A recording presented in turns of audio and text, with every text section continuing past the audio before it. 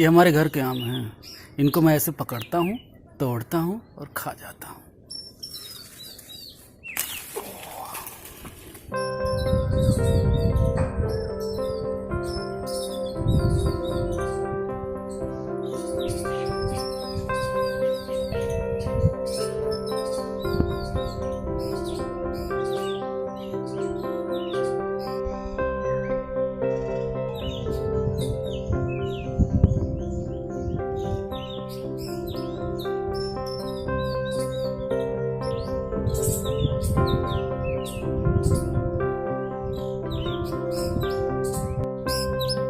बहुत सारे आम लगे हुए हैं, बहुत तरह की चीज़ें बनती हैं। बस गर्मी में फलों का राजा आम मज़े देता है।